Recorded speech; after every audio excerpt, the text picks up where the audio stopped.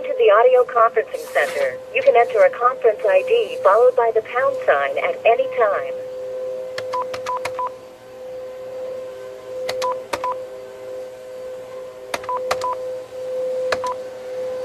You're now joining the conference. This call may be recorded. Okay, so welcome to the learning curve.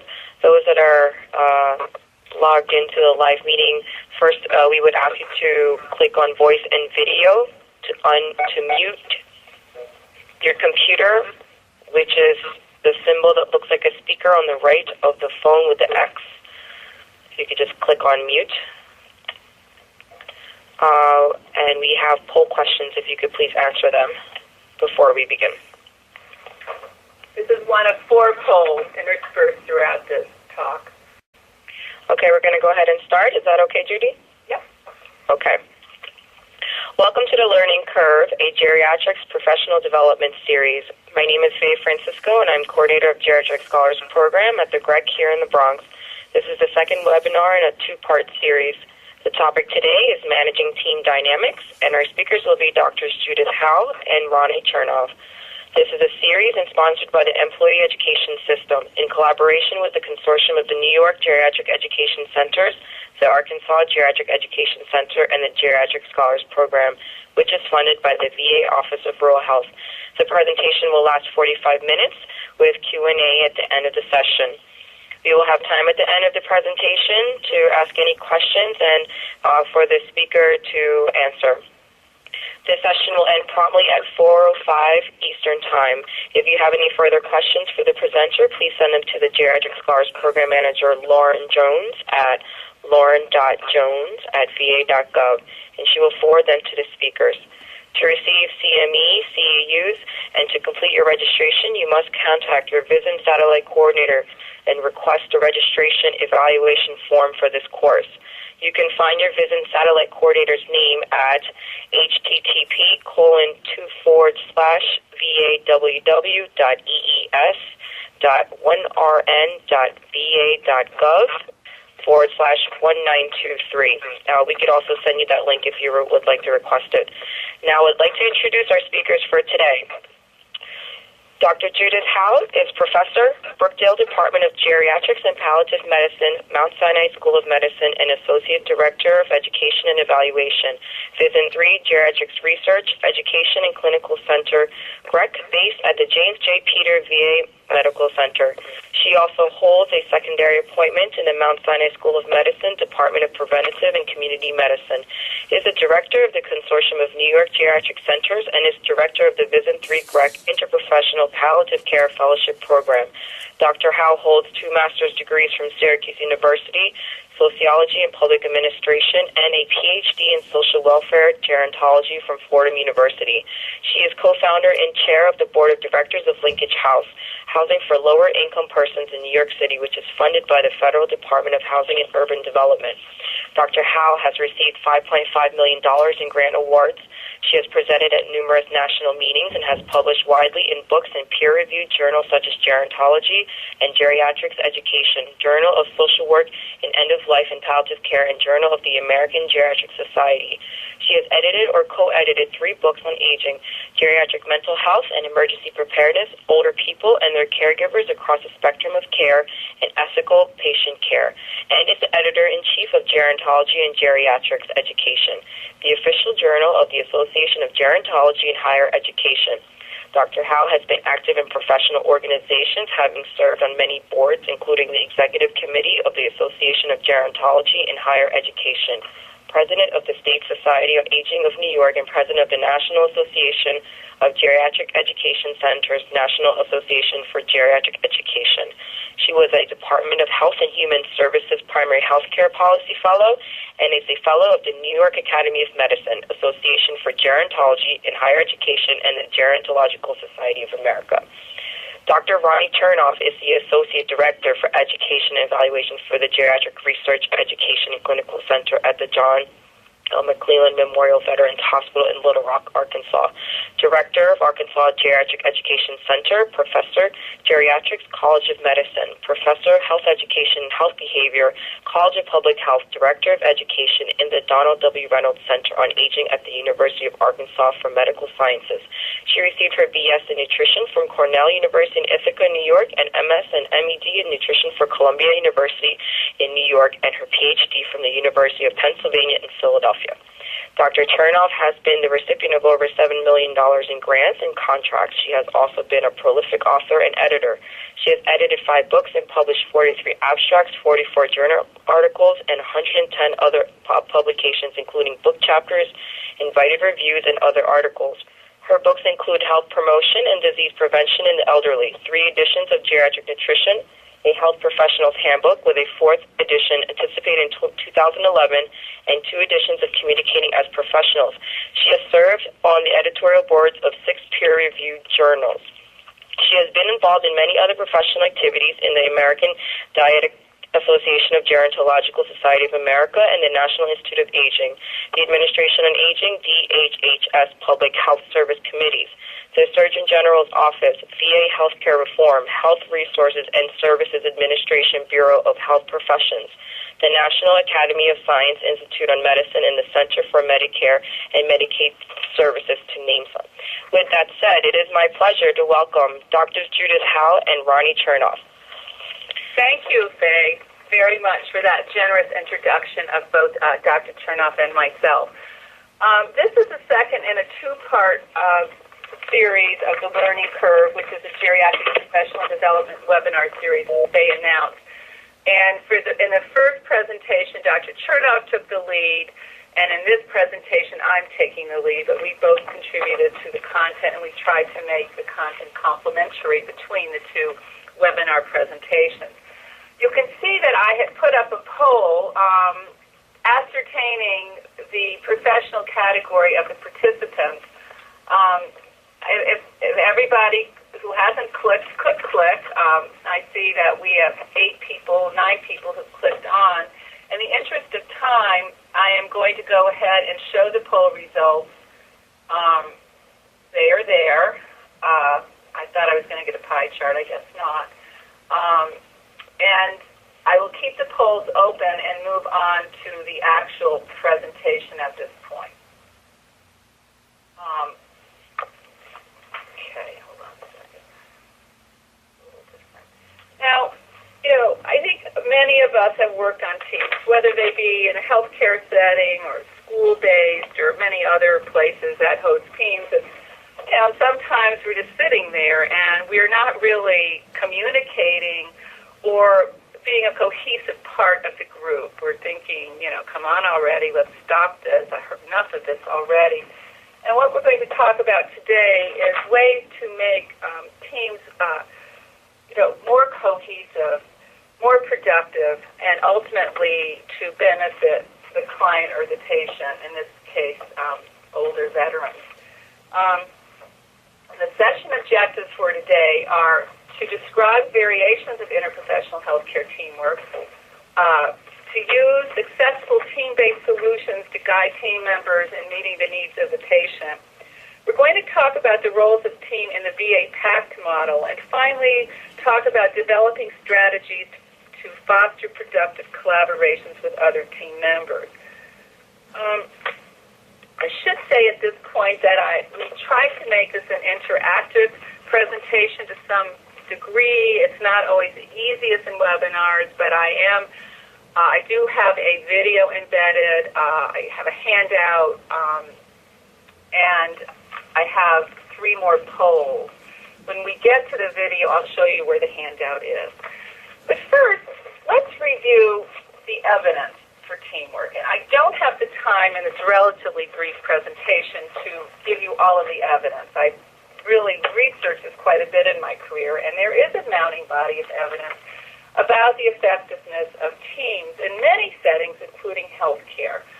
I'm going to just give you a snapshot of a few studies that provide evidence about team effectiveness. Lemieux, Charles, and McGuire several years ago reviewed the team literature over about years, and looking at 36 studies, they found mixed evidence. In fact, most team versus non-team interventions are in our VA system. We do have a long history of teamwork, as we all know. And these studies found that geriatric teams led to higher functional status, better mental health, and decreased dependence and mortality. Another study was conducted by Rubenstein in 2004, and he and his colleagues found that studies of clinical and cost that teams found that patients were helped by an initial assessment by multiple disciplines. And then in the third study that I'm citing, 26 programs for all-inclusive care for the elderly were assessed, and it was found that team performance was significantly associated with better patient outcomes. So they were able to look at the team dose, so to speak, in those 26 different PACE settings and did find better outcomes depending on the effectiveness of the team. There have been several qualitative studies, which I'll refer to now, and they point to the fact that team members really do need to know and trust each other for team effectiveness to occur, for teams to be cohesive. McCallan found in a qualitative study of 44 participants that when interdisciplinary practice is well established, members tend to have a more cooperative attitude and more positive interactions. Similarly, Long, in a qualitative study of team members' understanding of teamwork, found that after a 3-day workshop, more hierarchical attitudes and lack of role understanding were reduced, that the time spent together in the 3-day workshop helped the participants return to work better prepared and work a more cohesive and effective team. So this webinar is geared to primary care practitioners, and particularly in rural settings. So I wanted to highlight some of the benefits of teamwork in the primary care setting. First and most important, it improves patient care. We have to remember always that the patient is always at the center of the team. Teams can reduce duplication of services, costs, assist in transitions. One important transitional issue is medication reconciliation when patients move from setting to setting. Teams, because of the collaborative nature of successful teamwork, help promote creative solutions to complex problems, which are, of course, more commonly found in older patients. A good team pulls in family and friends and even neighbors into the team, into the collaborative decision-making process in care plan development. Teams can help distribute workload and overburden practices. For instance, I'll talk about the PACT team model a bit later. In that model, the primary care practitioner can rely on other members of the teams, other teams, to reduce his or her workload. And finally, teams can enable providers to work at the top of their licenses. This is a key tenet in the PACT teams. As I said, we're going to talk a little bit about that later in the presentation. Now, over the years, there have been a number of definitions of teams that have been bandied about. And again, I don't have the time to get into long discussions about each of these types of teamwork. But, traditionally, the disciplinary team reigned, and that would be, a team of physicians, a team of nurses, and so on. And over the years, we moved to the multidisciplinary and then into the interdisciplinary teams, and now there's a new form of teamwork referred to as transdisciplinary. I'm going to talk a little bit about the differences between multidisciplinary and interdisciplinary teams because I do think that there can be confusion amongst these two types of teams. Often we think we're working interdisciplinarily when in fact we're not. We're really stuck at the multidisciplinary team level. In that type of team, the members work side by side. True collaboration is minimal. There can be layering of chart notes, orders, and meds, so there's an additive effect rather than a true collaborative sharing. members always function within their discipline and not often to the top of their license. So oftentimes the patients and the clients may suffer because there is uncoordinated care that's delivered sequentially or in a layered fashion. When we move a group into the interdisciplinary mode of work, we often see some of these hallmarks. One are common goals and protocols which are agreed upon by the team members. There's shared responsibility in decision-making. There is not an autocratic decision-making modality, but there is true consensus. All disciplines are involved on the consensus, and communication and collaboration is open, it's easy, and it results in positive role overlap and sharing. And at its highest functioning, interdisciplinary teamwork may be considered transdisciplinary. And this is a concept that's come out of nursing and actually child development, where there is team sharing amongst disciplines or provider categories within limitations of scopes of practice. There is a lot of back and forth with these terms. It gets a little muddy. So, not all groups are teams. We all work in groups which are collections of people, which often can be accidental. And so a working group can be dominated by a strong leader who might be somewhat autocratic in his or her style. The main purpose is usually in alignment with the organizational mission within which the team operates. Individual work products are produced, meetings are quick, they're efficient. It's kind of a discuss, decide, delegate operation. So what we want to talk about here is a focus on how we move a working group to a team. And it's really a movement from people working in a parallel fashion to full engagement of all team members. There is a sharing of leadership. There is both individual and mutual accountability. And it does require a commitment from the members to be a collaborative team. And there also needs to be effective leadership. And this ties into Dr. Chernoff's talk of last week, or last month, I should say. Well, that was in March, correct? Ronnie? It was what? It was April 6th. It was last. Oh, it was April. I have another poll here. For those who participated in Dr. Chernoff's webinar on leadership, you'll remember that she talked about 3 common leadership styles: democratic, authoritarian, and free rein. An authoritarian leader is one who tells his or her team members what they want and how to do it, whereas a democratic leader involves his or her team members in decision-making. The third major category is free rein, and these leaders allow team members to make the decisions. They do not provide any leadership direction. So at this point, I'd be interested in you self-assessing where you feel you fall in these leadership categories. I think this will just make a little more interactive. Is there anything you'd like to say briefly at this point, Ronnie, in a minute or less, while people still at the polls? While they're at the polls? No, but one of the points that we made in the last webinar was that a really effective leader uses all 3 styles intermittently, depending on the situation and what will work in for that particular issue or problem, and so it's not unusual for an effective leader to be all of those things, but not at the same time.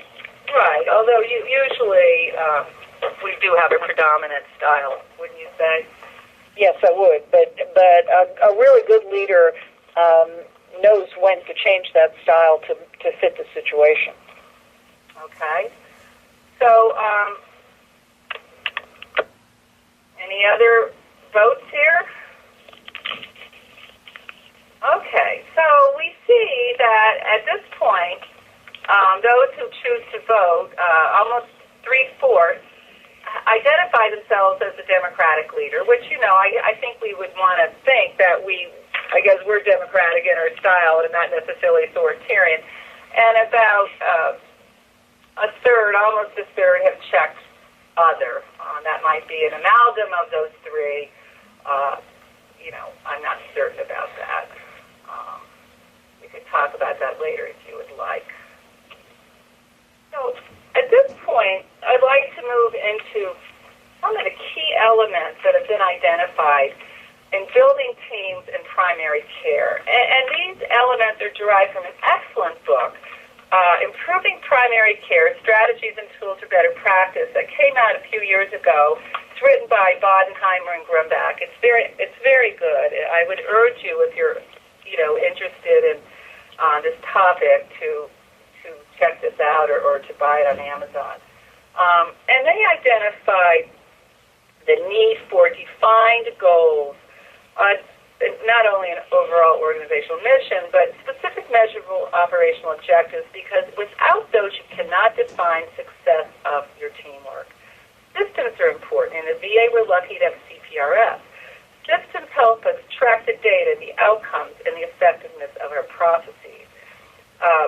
Task definition, division of labor, role assignments, and responsibility is another key component. Excellent training for roles on the team, and also cross-training so that team members can substitute for others in emergent situations or for planned vacations, for instance. And finally, communications protocols and structures. Bodenheimer and Grumbach's model really provides the foundation for PACT training. And I'm going to ask you now, how many of you are familiar with PACT training? And how many, this particular poll asks you how many have participated in the patient-aligned care team PACT training.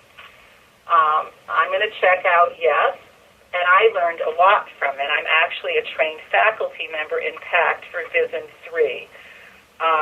And I know that it's being rolled out a little bit differently depending on your VISN throughout the country. And some of you have had it and some of you haven't, but it is a secretary's mandate at this point in VA. Okay, so I see here that we're going to put, it's going up, We don't have everybody doing the poll from the attendees that I see at the top of the screen, but it looks like, a third of you who voted have had PACT training, and 2/3 have not had the PACT training. So I'm going to tie this presentation at this point to the VA PACT model, because it is particularly relevant within the VA. Of course, this is a VA-sponsored webinar. Let me go back to the content here. So in the PACT model, there are seven principles that drive patient-aligned care model, and they're patient-driven, team-based, efficient, comprehensive, I'm just going to read it at this point, continuous, an emphasis on communication, and an emphasis on coordination. Okay, these all make sense, of course. Some of you may have seen this schemata of the PACT teams. You see the primary care team is a large circle. The teamlet is in the middle. The teamlet consists of four individuals with specific position descriptions. The primary care provider, the RN care manager, the clinical associate, who would be a varied background in nursing, and then the clerk. And then the larger or the expanded team is around on the outside, and that includes non-VA care, hospitalists, and specialists, for example, and also you see the family and the community out there linked in as well. So I described the teamlet, which is on the left of this slide. The team, draws on all of the specialty disciplines, mental health, other VA programs, social work is, to me, amazingly not part of the teamlet. As having a social work background, I would have hoped that a social worker would be in the teamlet. For those of you who maybe perhaps work on PAC teams, you know that the teamlets are huddle. That's a new word now. Huddle on a daily basis just to catch up, usually at the beginning of the day, to see what needs to be done. Whereas the larger team, the expanded team, generally has a sit-down weekly meeting. Now, some of you may have participated. It was a very interesting webinar several months ago sponsored by HSR&D, and it talked about the team development measure, and it's something that I have studied a little bit, and I find that I like the approach and the self-assessment. The team development measure is really useful for identifying ways to improve the teamwork. And you can see that the conceptual model is 8 stages, beginning with the pre-team and working all the way up to a fully developed team. So at the bottom, you would have what would be called an accidental team, and then you work through, building cohesiveness, communication, role clarification, and then when all team components are in place, you would have a fully developed team. Here you can't really see the team development measure, but I wanted you to get an idea of the 31 items. In the 31-item scale, each member spends about 10 minutes to complete the questionnaire. And then this leads to a meeting of the group as a whole to discuss strategies for improving team development based on the self-assessment of each team member on these 31 items. Whereas this instrument can be used at any point in the life of the team, it's recommended that it be used in the beginning of team formation to encourage optimal teamwork. At this point, I thought we would mix it up just a little bit, and I'm going to show you a DVD of Mr. Rosario. This was developed in the GEC program, the Geriatric Interdisciplinary Team Training Program, funded by the Hartford Foundation, beginning about 15 years ago. And in this particular video, as it says on the side, 4 members of the healthcare team are assembled for their weekly meeting to discuss this patient. He's an 81-year-old white male with adult-onset diabetes who lives alone.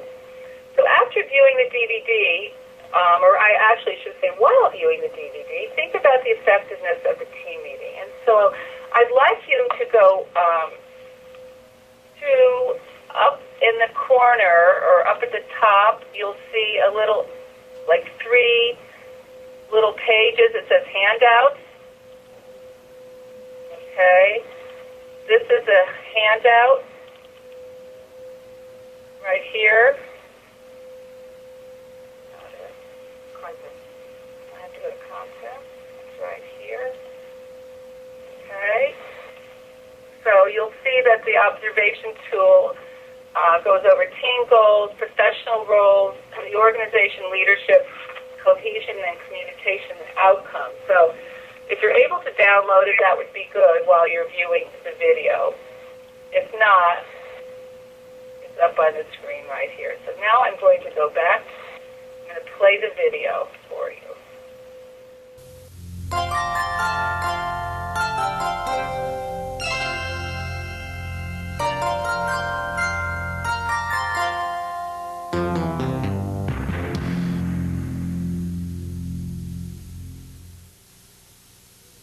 You are about to view a 5-minute video of a simulated team meeting.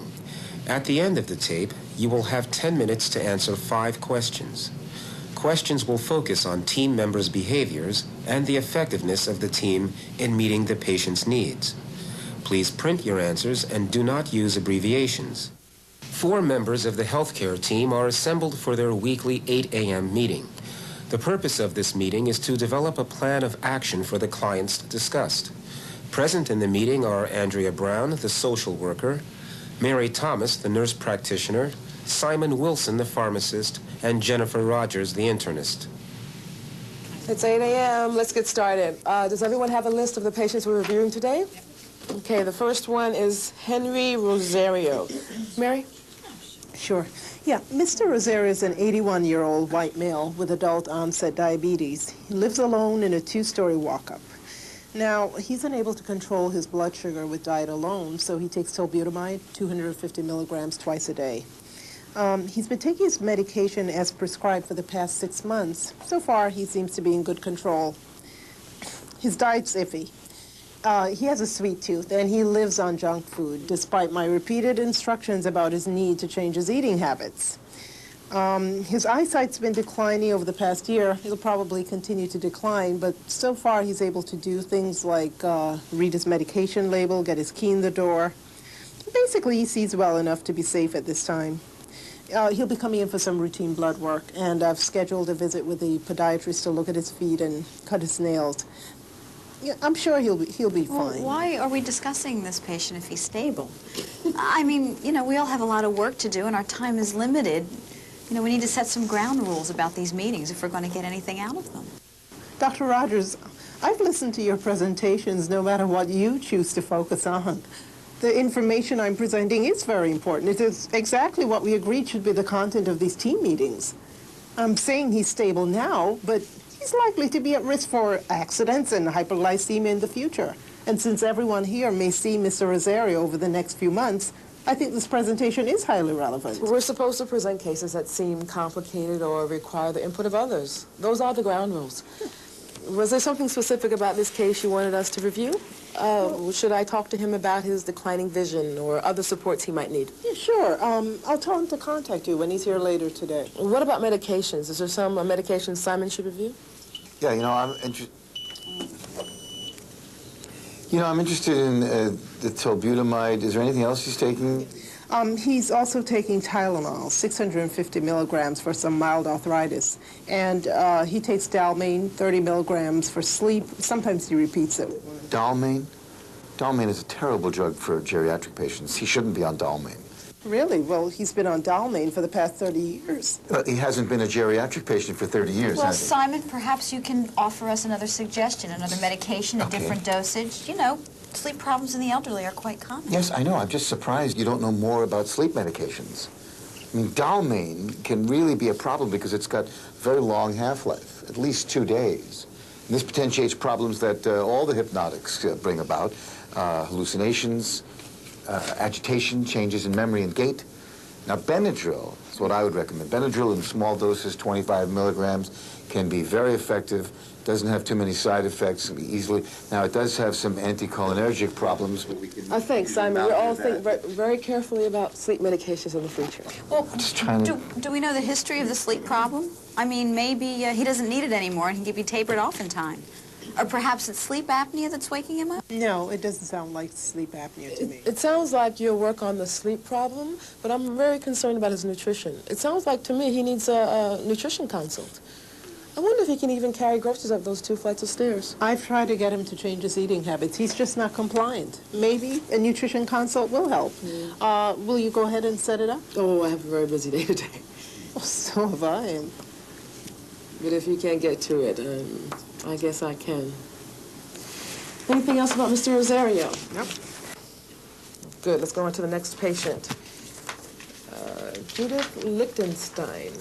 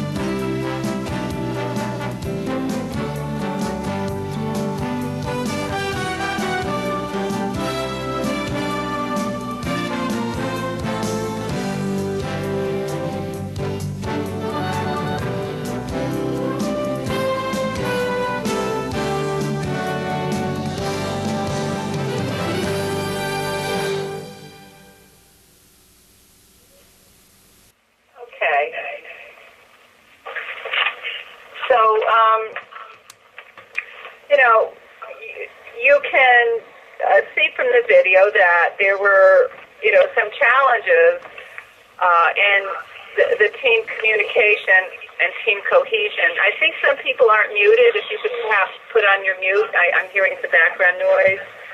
I mean, the team did have a goal, and it did have an outcome for Mr. Rosario, but getting there was fraught with, some lack of civility and respect and some behavior that was a bit off-putting. We don't have time to process the observation tool, which I often do in a face-to-face session, but you can do that on your own.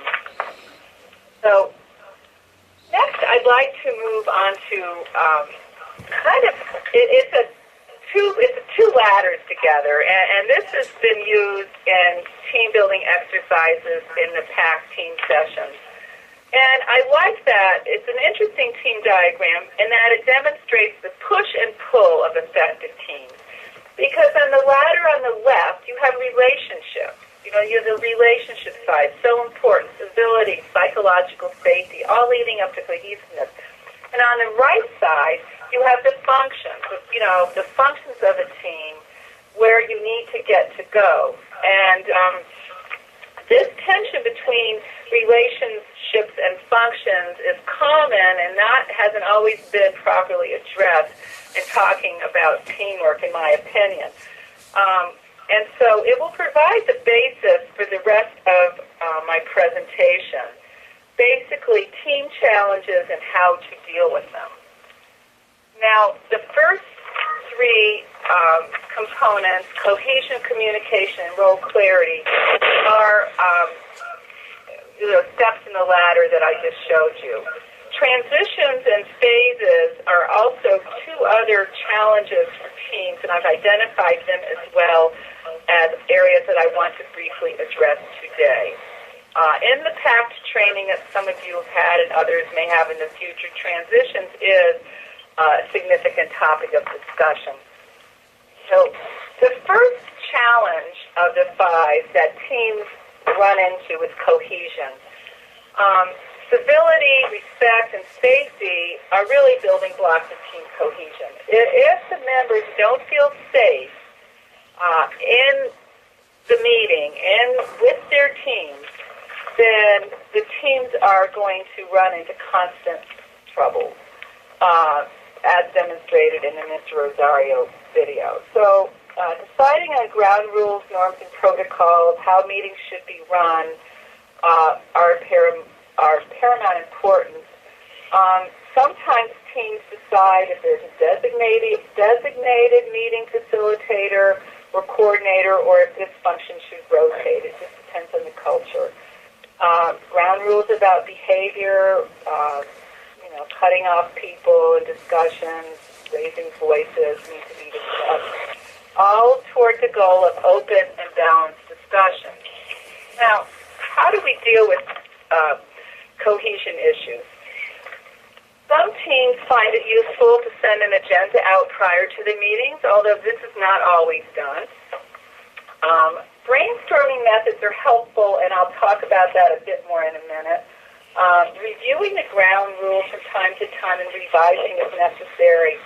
For instance, perhaps, it turns out that maybe you need to rotate the facilitator or the convener, but you really need to have a check-in every so often about how the team is functioning.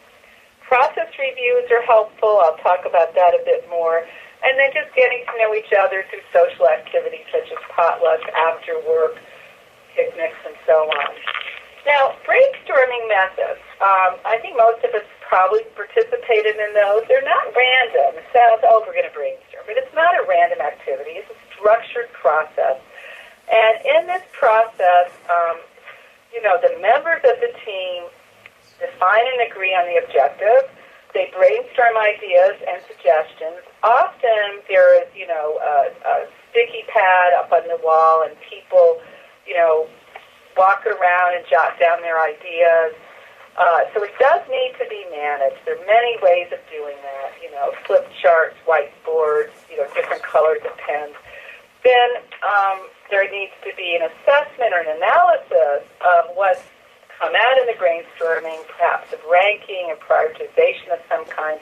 Then the team members, in a democratic fashion, have to agree on the actions and time frame for what has been decided by the group. And of course, there does need to be follow-up.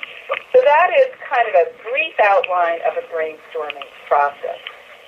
Now, process reviews are used in industry and education, healthcare.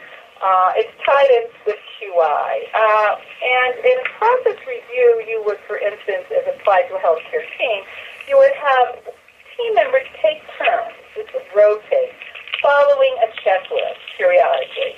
And this checklist could include items such as, the team's fidelity to team objectives, ground rules should be reviewed, discussion as to whether there was an agenda presented, whether the members could speak without interruption, whether time limits were honored, and whether task assignments were agreed on by everyone present. I'd like to remind everybody to please mute. Again, I'm hearing some rustling of papers. That is a little... Okay, thank you. Okay. I have a checklist for team process review that I didn't put up, but I could certainly share with you. So the next challenge is communication. Open communication is key. Conflicts need to be handled as calmly as possible. There needs to be a pre and full discussion before decisions are made. And the psychological safety will, result in honest and truthful discussions and discourse.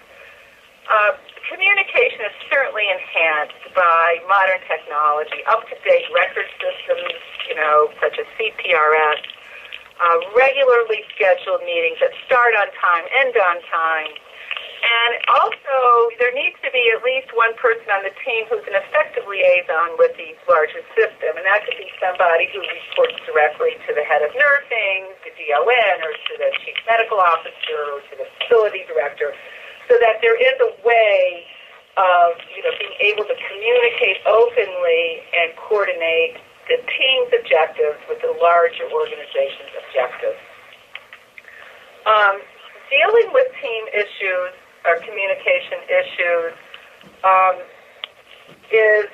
we talked a little bit about this before. I won't go over all the points here in the interest of time, but often teams will bring in an observer or a coach, or even a mentor, you could call the person, to watch the team and give feedback. I have done that before. It's best not to have an internal individual do that, somebody who's neutral, who can help the team, work through some of their communication issues. I think testing for agreement and decisions, making certain that everybody is on board, and that takes some skilled leadership at times. And then, using the data. I mean, decisions, need to be data-driven to the greatest extent possible. So if there can be data at the table, this will help with communication. The third challenge that teams often face is role clarity. Now, in an ideal world, team members could have, formally, designated roles, and it would be clear of what everybody was doing. It doesn't always happen that way. There's a lot of overlap in position descriptions and disciplines, and I guess that's kind of the downside of transdisciplinary work. But that being said, there needs to be an understanding of, generally the scopes of practice, and as well as what roles can be shared. The team also needs to feel, in every team member, that what he or she has been tasked to do is workable, so people aren't feeling burned out and overloaded. And then coming together to plan on work schedules is very important. When teams run into problems with role clarity, there needs to be a discussion about assignment of roles. It's not always possible to change roles. I mean, we just can't decide we're going to do something else, but I can tell you that out of the PAC training I participated in a couple of weeks ago, the facility decided to change the title of, at least locally, of the RN clinical associate, and to talk about some slight nuances there. So if you can empower team members, within limitations of the system, to adapt their job descriptions, that is indeed empowering. An excellent team leader will periodically clarify, discuss team roles and expectations in a group meeting, and I think this goes to Dr. Chernoff's point that, a democratic leader is great a lot of the time, but sometimes you might need to be a little bit more autocratic in terms of what needs to be done and how it gets done. I do think that there needs to be, again, that environment of psychological safety so that folks feel able to question actions and to question roles in an open and honest way. The fourth challenge that I'll talk about briefly are the transitions issues. Now, this is a huge body of work. It's a very big topic now. I really can't, obviously get into it in great detail. But this is where so many patients and clients fall between the cracks. It's in the transitions. The handoffs are inefficient. We get into problems with, medications not being properly transferred from place to place. And so, there are new decision makers, there are new teams, you have to negotiate the VA and the non-VA systems, and I think it's well documented what poor transitions can lead to, medication errors, stress, death, I won't go into all of the negative outcomes, but there are myriad. So how do we deal with transition issues on a team? Well, obviously, I think you need face-to-face meetings. You can't, distance means, just reviewing charts, electronic charts, blinded emails just are really, a setup for disaster much of the time. You need to have collaborative working relationships with other teams, both in your institution and out of your institution, whether, if you work with community-based hospice, if you're in the VA, you need to have those face-to-face meetings. I know that we do that here at the Bronx VA. And then the communication around admission, discharge, tests, meds, and follow-ups, those are real error-prone points in the transition chain. And keeping family in the loop, of course, is essential to ensure a smooth transition. The last challenge are the team phases. You may have heard about these phases, and they're not fixed. It's not like you go from 1 to 5 and you stay at 5. Teams are fluid. This came from the work of Grieck and Clark, and it's been in the literature now for, well over 20 years. And, you see it here. You have this formative stage, the norming, where everybody kind of gets into the culture of the team. Sometimes there's a confronting stage, also known as storming stage. They're called storming and confronting are both used. Performing stage, and then leaving is when folks, retire, go to another work setting. I think we always need to remember that there is always head turnover. Students come, residents come, social work interns. Teams have a lot of new folks coming and going, so we should never take anything for granted. We've got to make certain that those folks are introduced and feel comfortable in the culture of the team. And there are a number of ways to deal with transitions. And oftentimes a coach or an outside observer is brought in when teams are having problems in terms of performance in the storming phase. And I think an outside facilitator can help with an open discussion. Again, we have to remember that rituals are important. So palliative care teams start with a ritual, reading a poem, for instance. There are many ways to establish the particular culture. So at this point, because we want to leave some time for discussion, question and answer, I'm going to review the take-home points from my talk. Teams are not accidental. They obviously take a lot of work. Healthcare teams are quite varied in their structure and processes, and if you've seen one team, you have really seen one team. It's not just something that's inherent. Having some explicit knowledge and having some skill development about working on teams is quite important. There needs to be ongoing work on team maintenance. It's just, you can set up a team, but it's, things happen along the way to challenge the team, as I have outlined in those 5 common obstacles. And finally, managing team dynamics is the responsibility of all team members. I just wanted to tell you a little bit about a pilot program out of the Geriatric Scholars Program, which is which is sponsoring this webinar. Dr. Josie Kramer of the West LA VA obtained funding from the VA Office of Rural Health for the Geriatric Scholars Program over 3 years ago. And now in our rollout this year, in this fiscal year, we have a new component called Rural Interdisciplinary Team Training, or RIT, and we're piloting some team training at community-based outpatient clinics in rural settings. We have most of our pilot sites lined up for this training. We still have potentially 1 or 2 openings. If you're interested, please contact me directly at my email that's on this slide. So thank you very much. And Faye, do I turn it over to you now? Sure. Thank you, Dr. Howe, for this presentation. Does anybody have any questions? We could spend the next 5 minutes on Q&A. Ronnie, I'm sure you do.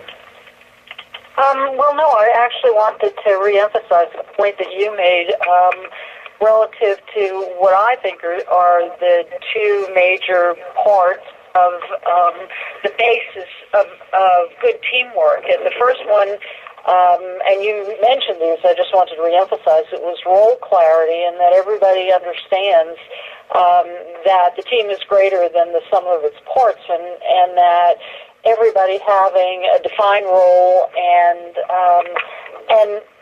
relinquishing control when it's somebody else's area of expertise is sometimes a challenging thing in teams.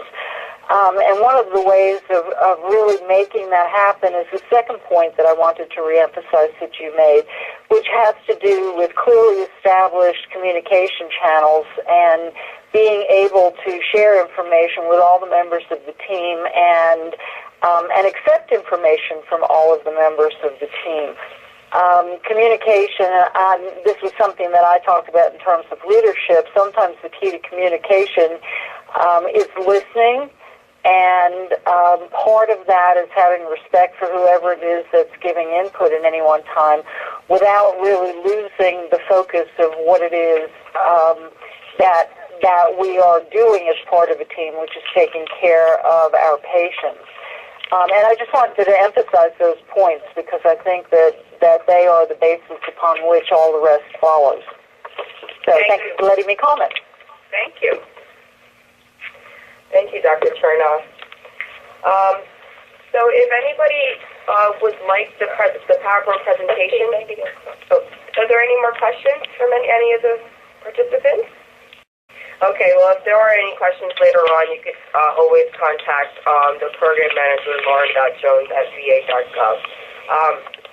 I'd also like to say that if you would like to download the PowerPoint presentation that Dr. Howe has, you may click on the handouts icon on the top right, and you can download the assessment from Mr. Rosario's DVD, and also there's a PDF of her PowerPoint presentation of managing team dynamics.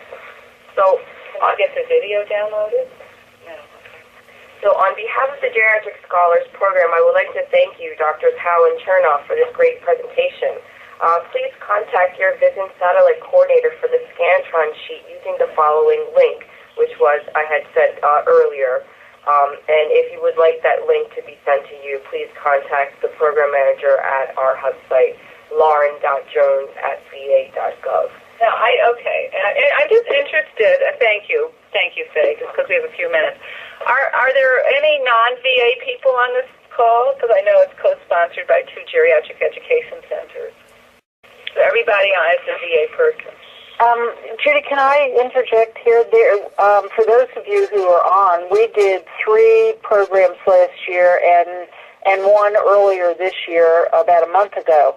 And they are going to, last year's and the ones from this year will be available on a website called POGO-E, which has a lot of geriatric training materials available. And I don't know if we have a link to that, Faye, but there's a lot of material that's been loaded into POGO-E relative to care for geriatric patients that might be relevant, and particularly for those of you who this is your first webinar with us or missed the ones last year. Those are available on that website. Yeah, so the website is www. I'm putting it up right now. Everybody can see this, right? Yeah. www.pogoe.com. Org. Okay. See, I just typed it up there. Can you all see it? No, but... Oh, you can't? I can't, but that doesn't mean anything. No, I can't see it either. Oh, okay. Well, I thought I was being... Well, it is www.pogoe.org. It's POGOE.org. And if you guys would like the link sent to you, please contact our hub site program manager, Lauren Jones, at lauren.jones@va.gov. Yeah, there are a lot of excellent geriatric curricular materials. Yes. Okay, so thank you, everybody. Have a nice day. Thank you. Thank you. Thank you, Judy. Bye. Thank you. Bye. Adiós.